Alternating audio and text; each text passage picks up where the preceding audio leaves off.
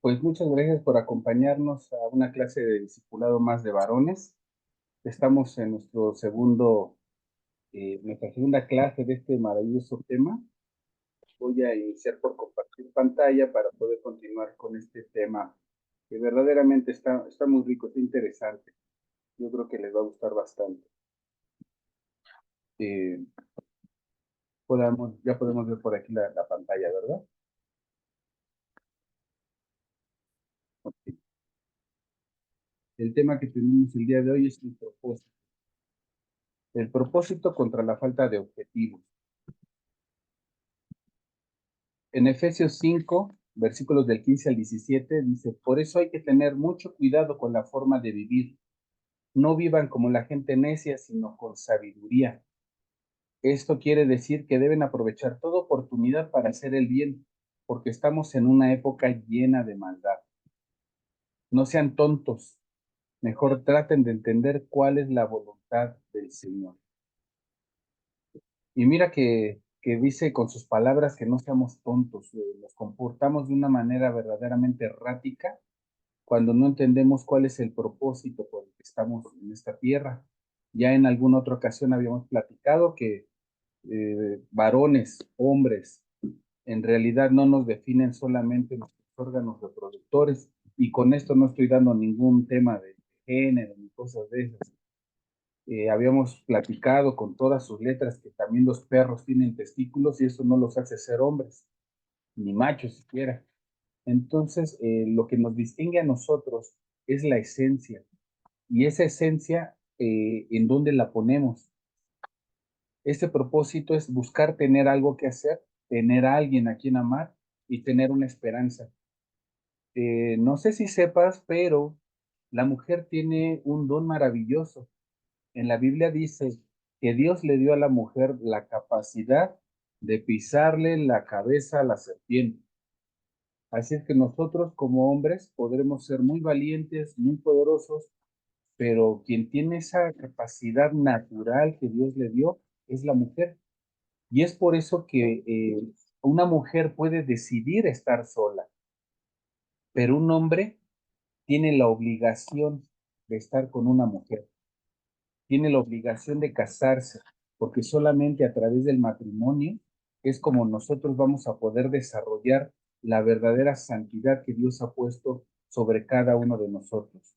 Así es que debemos de aprovechar el tiempo, debemos de aprovechar esa oportunidad que Dios nos da. Por eso le dice a la mujer que su deseo va a ser para con el esposo, para el hombre. Y eso es lo que hace la unión por parte de Dios. Es algo que tenemos en el ADN y que no lo podemos renunciar.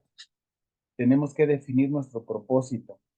Esperamos que el propósito de la vida sea algo que te guíe, algo en lo que camines. En las empresas hay algo que se llama misión y visión, que es sobre lo que se va a caminar. También hay iglesias que tienen misión y visión. ¿Qué misión están siguiendo, persiguiendo? ¿Cuáles son los objetivos principales? Pues resulta que nosotros como varones también tenemos un propósito, y ese propósito debemos de seguirlo como una luz que nos va a dar realmente la guía de vida, y esa guía de vida nos va a formar a nosotros como faros de luz para darle vida a nuestros hijos, a nuestros seres amados, en la casa, en la familia. En Filipenses 2:13 dice, Dios está obrando entre ustedes. Él despierta en ustedes el deseo de hacer lo que a Él le agrada y les da el poder para hacerlo. Mi amado hermano, solos no podemos. Y hay ocasiones en las que podríamos pensar que gracias a Dios llegó a nuestra vida, y nosotros no debemos de perder de vista que es Él el que nos buscó, es Él el que nos diseñó, y es Él el que nos va a dar el poder de dejar toda adicción y todo patrón de conducta que nos impida caminar como hijos de reino, como hijos de Dios.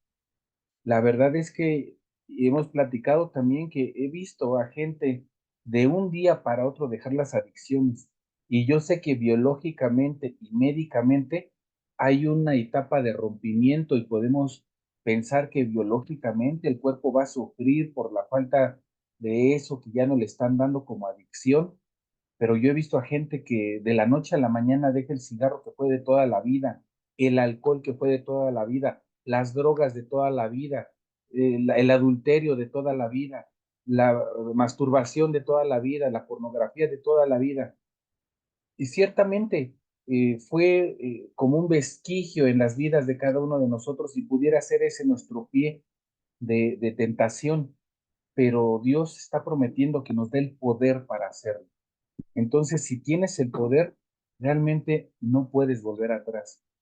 Por eso, yo te invito a que te formules un propósito y que trates de con esto entender que el propósito que tú pudieras formarte para la vida, en realidad es un propósito que viene de más arriba.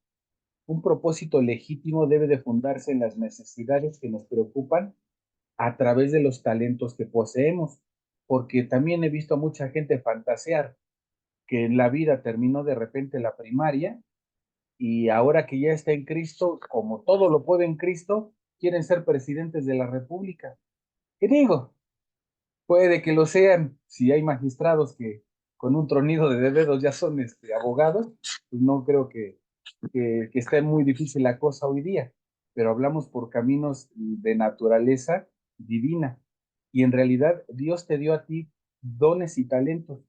Y sobre esos dones y talentos tú te vas a mover. Yo he visto a gente que realmente no ha tenido estudios, pero tienen tanto amor para tratar a la gente y tienen tanto conocimiento bíblico, pero un conocimiento que pueden transmitir en amor, que son grandes pastores y son pastores que no terminaron la primaria, son pastores de comunidades rurales que saben cuidar el campo y a través de cuidar el campo te hacen analogías para el cuidado de Dios para con su pueblo.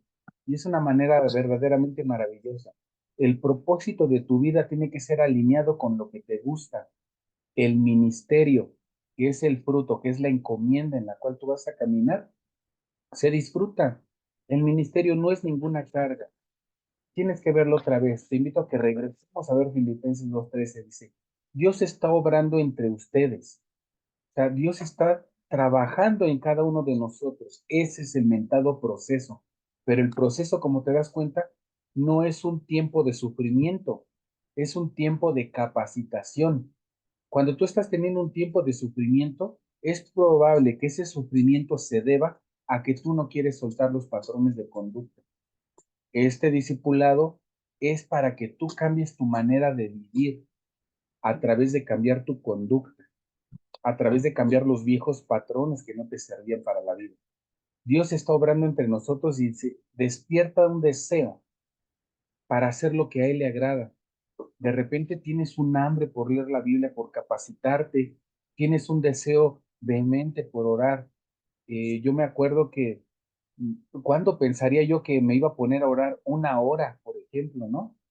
Y la gente cuando está en las iglesias tradicionales, donde te enseñan a persinarte ante cualquier imagen, pues haces un rezo de 5 minutos y ya cuando está muy largo te avientas un rosario de 20 minutos y ya sientes que es mucho, piensas que es una eternidad o pensar en orar una hora y te das cuenta que es algo tan agradable y conozco a jóvenes verdaderamente que dicen que se agradan más de estar en tiempos de estudio y de oración que yendo a una discoteca y esto solamente lo da el Espíritu Santo. Todos estamos conscientes de que existen necesidades en nuestra sociedad, pero esto no viene de nosotros, según el apóstol Pablo, porque él dice, Dios es quien ha puesto ese deseo en nosotros. ¿Y esto es por qué? Porque tú debes de entender que naciste en este mundo no solamente para cumplir un propósito, tú mismo eres un propósito de Dios. Y en el momento en el que no caminas sobre la obra de Dios, no caminas sobre sus directrices, estás abortando el propósito de Dios para tu vida. Estás abortando la vida que Dios te dio a ti. Y podemos ver a gente, como te digo, metida en las adicciones, metida en un patrón de conducta de trabajo, casa, casa, trabajo, la familia abandonada y nunca hay tiempo. Y de verdad, como hombres, nosotros tenemos que tener esta exhortación a entender que lo más maravilloso que tenemos en la tierra, levanten la mano y ¿quién va a decir Dios? Lo que tenemos como maravilloso en la tierra es nuestra esposa.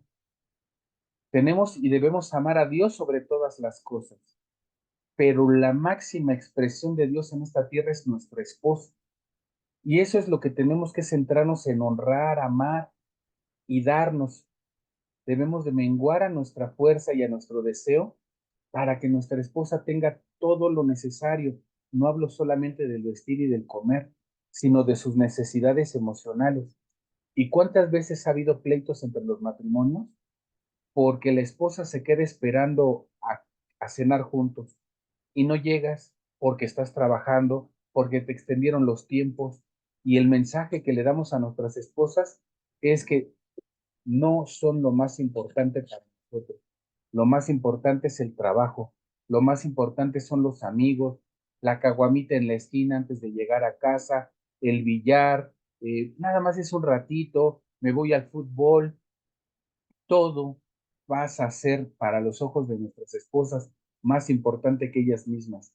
Y yo he visto a mujeres con una cara de soledad acompañando a sus esposos a los partidos de fútbol, donde creen los hombres que la esposa los apoya para el partido de fútbol. Las pobres están hartas de estar encerradas en su casa y aunque sea la saquen al mentado partido de fútbol, donde ganen o pierdan, se van a echar una caguama.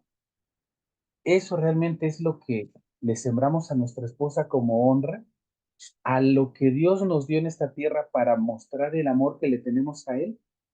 Te quiero recordar que toda la relación que tú tienes con tu esposa habla de la relación que tienes para con tu Dios. Y toda la respuesta que tienes de hostilidad de tu esposa hacia ti es la respuesta de hostilidad que tú le estás demostrando al Padre. Así es que no puedes pensar que tú no lo estás entendiendo y que tú no lo quieres. Ya sea amplio o específico el propósito, este propósito en la tierra debe de tener una dimensión espiritual, porque es del Espíritu de donde vienes y es del Espíritu Santo mismo que se ha depositado el don y el talento en ti. Entonces debes de entender para qué eres bueno. Fíjate que yo te voy a hablar por parte de lo que me ha pasado y resulta que me tocó dar clases de electrónica muy joven, hice junto con unos amigos una escuela de electrónica y tuvo éxito la escuela de electrónica. Después empecé a dar clases de computación, clases de inglés. Clases de inglés fue lo primero que empecé a dar cuando yo fui muy joven. Cuando tenía yo 12 años, mi mamá me metió a un instituto de inglés. Estuve al mismo tiempo de la secundaria haciendo mi instituto de inglés y cuando salí de la secundaria, yo ya había graduado en ese instituto, pues resulta que empecé a dar clases a los 15 años a jóvenes de preparatoria. Imagínate qué cara ponían los preparatorianos cuando me veían a mí, un chamaquillo de 14, 15 años dándoles clase. Y no me di cuenta que a lo largo de la vida he estado dando clases, pero jamás estudié para profesor y jamás estuve interesado en la docencia, pero he sido llamado con ese don y ese talento y me di cuenta muy tarde. Así es que nosotros debemos de pedir la dirección de Dios para descubrir la razón por la cual nos ha puesto en este planeta.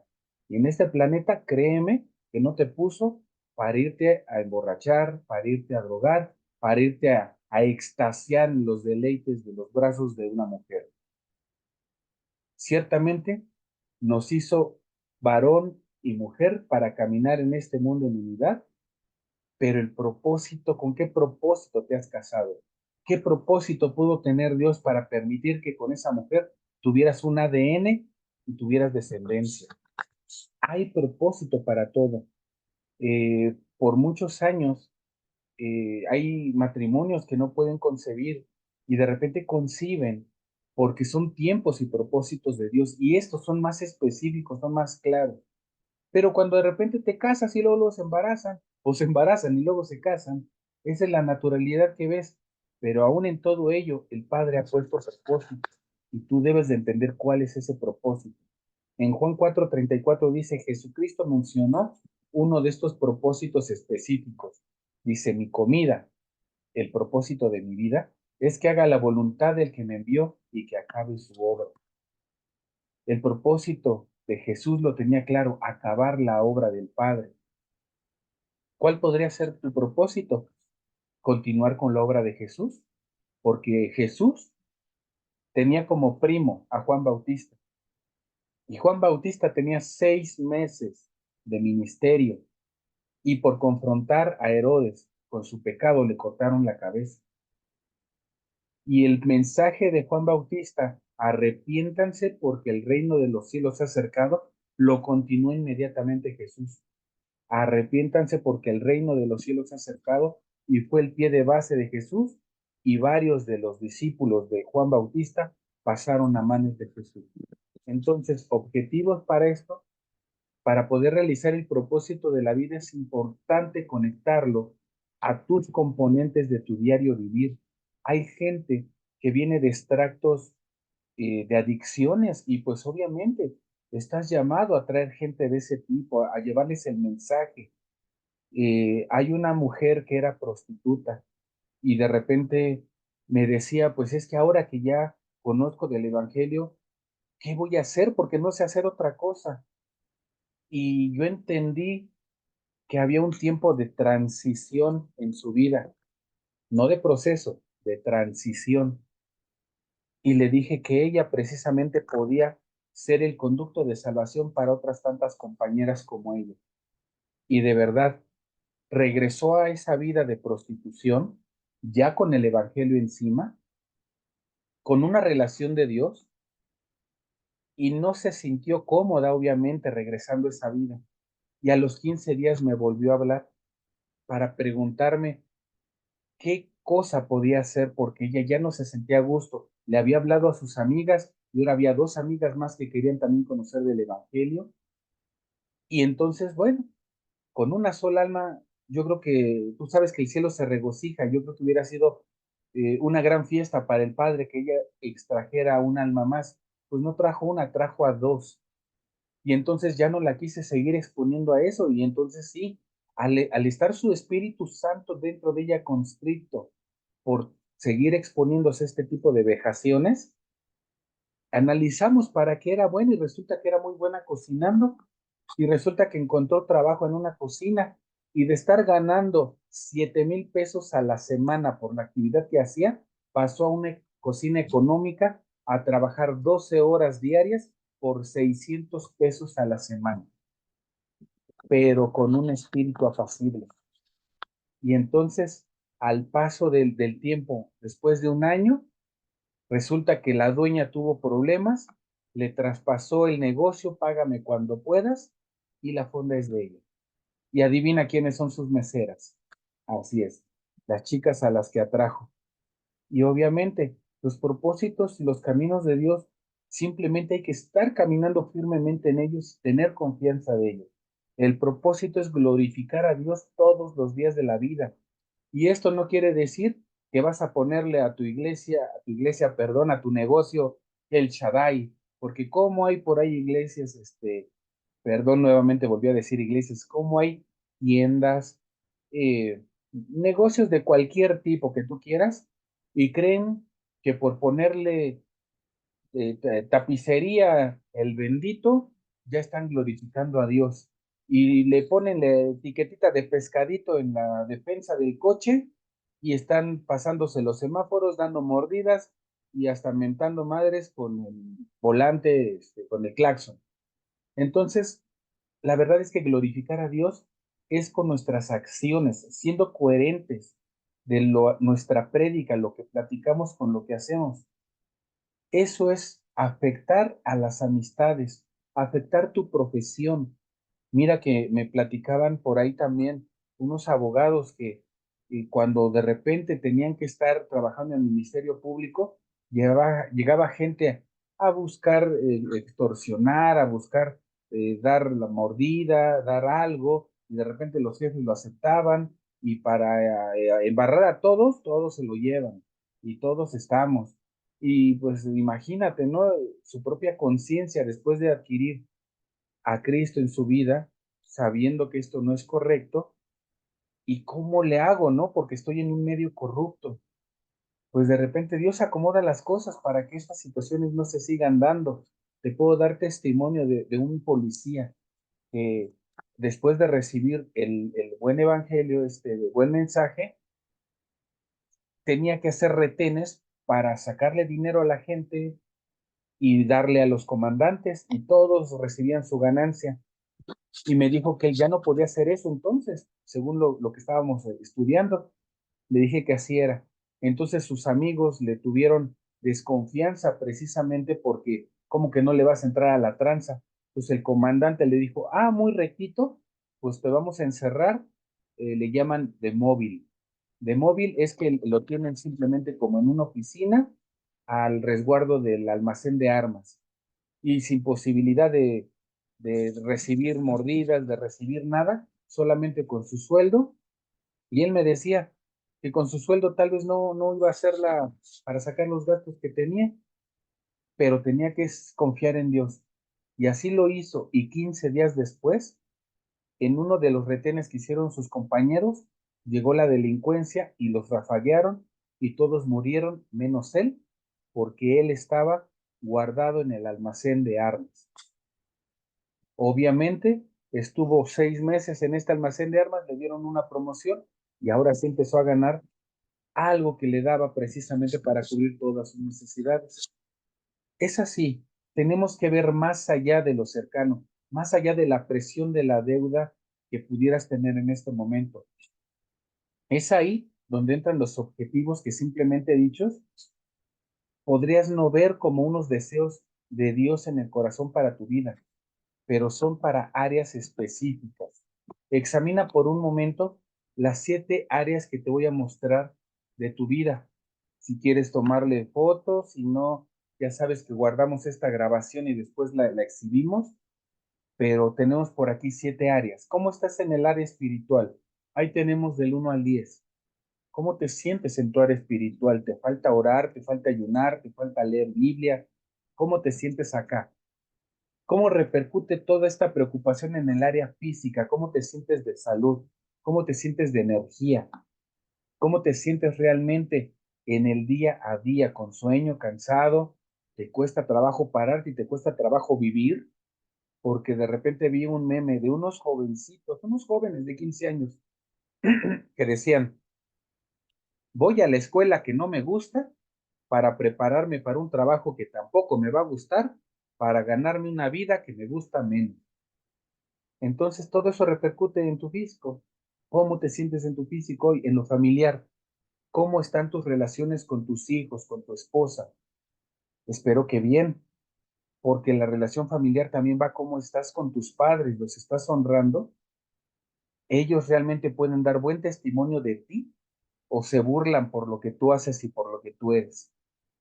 Tus abuelos, estoy yendo hacia arriba, vamos a los tíos, a los primos, o eres el primo mocho que no vamos a invitar a las fiestas porque no hay chupe.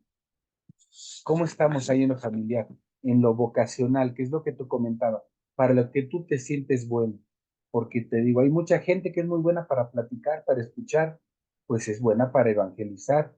Hay gente que es muy buena, muy empática para dar acompañamiento en los problemas. Tiene un corazón de pastor que puede realmente acompañar a las personas en los procesos. ¿Cómo te sientes en tu crecimiento personal? Podemos hacer una evaluación. ¿Qué querías ser cuando tenías 10 años? Yo quería ser o astronauta o piloto aviador. Y pues lamentablemente ni he sido astronauta ni piloto aviador. Pero entonces, ¿qué estás haciendo con lo que hoy día eres? ¿Eres un mecánico? ¿Qué tan buen mecánico eres? Y no me refiero a qué tan buen mecánico reparando el carro, sino qué tan bueno eres para no estar inventando fallos. Te decía yo que estuve dando clases de electrónica porque yo trabajaba reparando equipos electrónicos y a veces me decían mis compañeros, pues mire, ellos no saben, si fue algo sencillo, de todos modos cóbrale lo caro.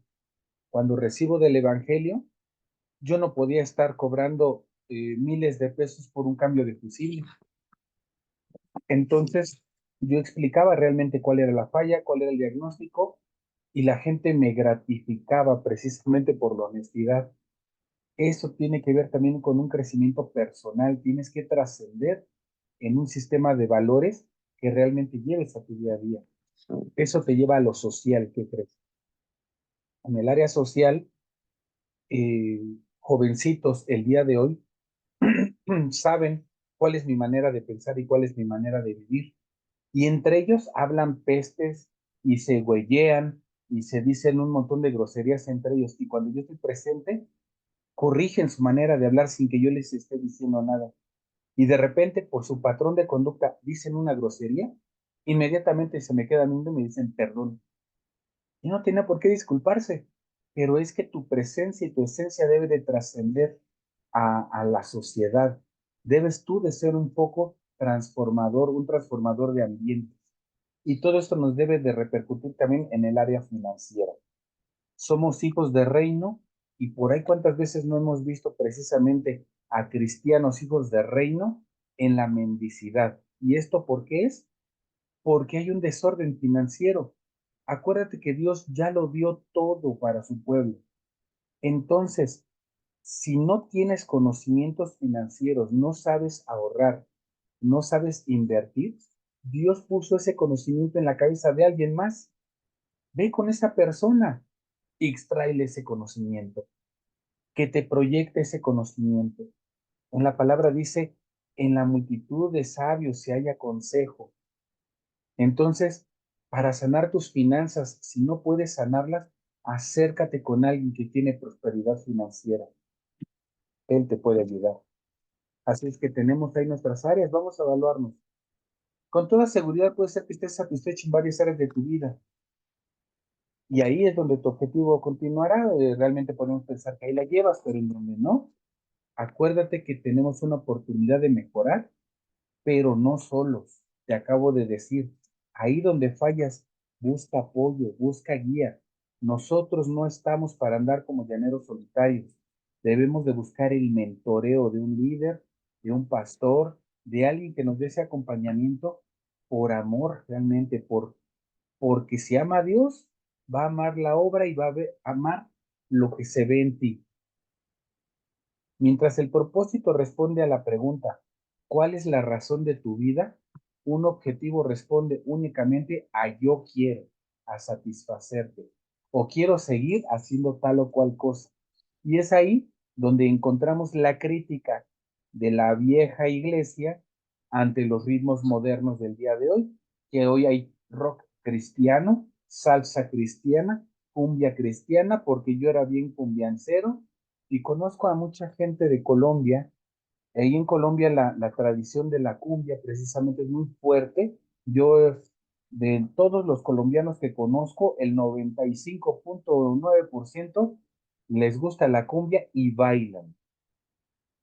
Sean cristianos o no sean cristianos, todos bailan. Y entonces los cristianos, la diferencia es que bailan cumbias con letra evangélica, porque déjame decirte que no hay rock cristiano, no hay música cristiana, no hay perros cristianos, no hay relojes cristianos, ni computadoras cristianas. Lo cristiano es lo que se lleva al arrepentimiento. Y no puedes llevar al arrepentimiento a un perro, a un loro, a una computadora, ni mucho menos a un ritmo musical. No hay nada de eso. Entonces, como te digo, la vieja escuela, la vieja iglesia tradicionalista, la de los coros, critica mucho ese movimiento, porque precisamente están en el yo quiero seguir en este ambiente, ya adoro a Dios, gloria a Dios, pero ahora escucho la música de los Pasteles Verdes y son cristianos. Y entonces ya no escucho la vieja letra, sino la nueva letra, la convertida. Así es que se refieren a la satisfacción propia. Por eso es que los objetivos nosotros deben de convertirse más bien en propósitos alineados a la voluntad de Dios. Los ejemplos de objetivos para cada una de las áreas específicas, por ejemplo, lo espiritual, es seguir creciendo en la relación con Dios. Otro ejemplo es en lo físico. Quiero pasar más tiempo con mi familia. Te hablaba de tu esposa. Cúmplele un poco más en los horarios para estar juntos. Hazle realmente saber que estás dejando reuniones, que estás dejando cosas para honrarla y exaltarla a ella. créeme que eso va a llevar una respuesta hermosa a tu casa, una respuesta hermosa a la familia. En lo vocacional, quiero seguir progresando en mi carrera y debemos como cristianos tener una educación continua. Así como tenemos un plan de lectura bíblica para terminar la Biblia en un año, y hay quienes la terminan en medio año y se avientan 2 veces, y hay quien se la avienta 3 veces al año. En lo vocacional tienes también que estarte capacitando en las áreas que te gustan. Hay por ahí una historia de un jovencito que era muy bueno dibujando y su papá quería que fuera físico matemático y lo metió a clases de físico matemáticas y resulta que el chavillo pues se sentía presionado y él la llevaba hasta que pues se rompió en estrés, tuvo una crisis en la escuela, lo mandaron llamar y le dijeron al papá que por qué no lo mandaba a clases de pintura. Dijo, es que yo no quiero que sea un prángana, no quiero que sea alguien sin futuro. Y le dijo, un artista no es alguien sin futuro. Y su hijo es muy bueno como artista. Y le enseñaron dibujos realmente prodigiosos que había hecho el hijo. Es esa la virtud que ya tiene la que se debe de desarrollar más. Y no tienes por qué tener miedo de pensar que va a ser pintor profesional. Cuando yo era joven, el papá de mi mejor amigo, de cuando yo era niño, de cuando era joven, me dijo, tienes que estudiar una carrera, pero también debes de buscar tener un oficio. Dice, porque si no eres un buen profesionista, al menos sé un buen técnico, ten un buen oficio, ten algo así, porque entonces no todos van a ser médicos, no todos van a ser ingenieros, se necesita también de actores, se necesita de comentaristas, se necesita de gente de talento. Y eso se me quedó grabado. Así es que puede ser que eres muy bueno para cierta situación y eso realmente sea tu vocación de vida. Ese crecimiento personal, por ejemplo, leer más y mejores libros, dejar por ahí la novela de lado, porque de verdad en las costas a mí me sorprendió mucho acercarme a Guerrero, a Acapulco, por ejemplo, en específico, y al puerto de Veracruz. A mí se me hizo muy extraño ver hombres que les gusta ver telenovelas.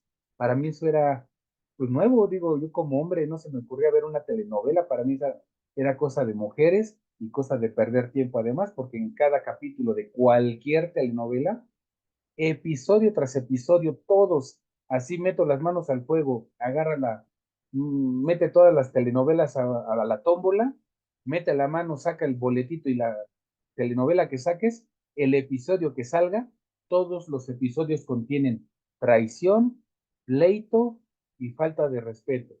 Checa la telenovela que quieras, la que quieras. En el episodio que quieras, velo y vas a ver un episodio de traición, un episodio de pleito y caray, ¿con qué finalidad? Debes de mejorar lo que le metes a tu cabeza. Acuérdate que la palabra entra por el oír y oír palabra de Dios. Entonces, lo que oyes tiene importancia. La música que escuchas tiene importancia en lo social. Quiero hacer nuevas amistades, porque luego nos cuesta mucho trabajo soltar las amistades que nos vinculan a vicio, que nos vinculan a un mal hablar. Y de verdad yo he visto a gente que está a un paso de ser pastor y todavía no se pueden quitar el mal hablar. Todavía andan huelleando a la gente y diciendo cosas impropias para alguien que de su boca debe salir solamente agua dulce. Entonces debes de poner muy, muy en claro que no es que nos encerremos en nuestra burbuja teniendo solamente amistades cristianas. Como te dije, hay momentos de proceso y quedamos que los momentos de proceso no son momentos de problemas. Los momentos de proceso son momentos de transformación. Y en ese momento de transformación vas a estar cambiando tus núcleos para estar en un núcleo de gente que vale la pena.